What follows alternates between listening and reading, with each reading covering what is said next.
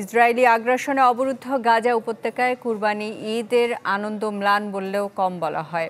আনন্দ একেবারেই নেই পশুর যোগান শুধু ইসরায়েলি বোমা, ক্ষেপণাস্ত্র আর বর্বরতার। অন্য বছর কোরবানির মতো নয় এবার। ৮ মাস ধরে চলছে ইসরায়েলি আগ্রাসন, তাই ঈদে কোরবানি, পশু বাণিজ্য ও আনন্দ দুটোই মাটি। অন্যান্য বছরে আমাদের কাছে বিক্রির জন্য শত শত গবাদি পশু থাকতো। কোরবানির পশু কিনতে ক্রেতারা এসে ভিড় জমাতেন। তবে এবার মাত্র কয়েকটি ভেড়া আছে। ইসরায়েলের হামলা আমাদের সবকিছু ধ্বংস করে দিয়েছে।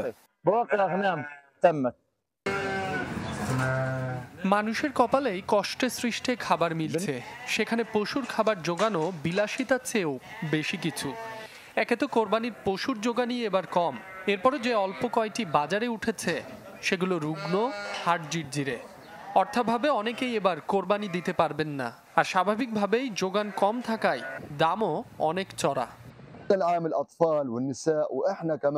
ঈদুল আজহায় প্রতি বছর আমরা পশু কিনতাম, বাড়ির উঠানে পরিবারের সবাইকে নিয়ে কোরবানি করতাম।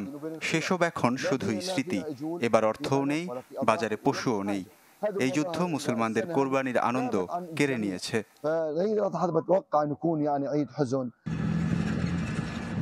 গাজায় চলমান ইসরায়েলি আগ্রাসনে এখন পর্যন্ত নিহত হয়েছে ৩৬,০০০-এর বেশি ফিলিস্তিনি, যার মধ্যে ১৫,০০০-এর বেশি শিশু, আহত ৮৩,০০০-এর বেশি।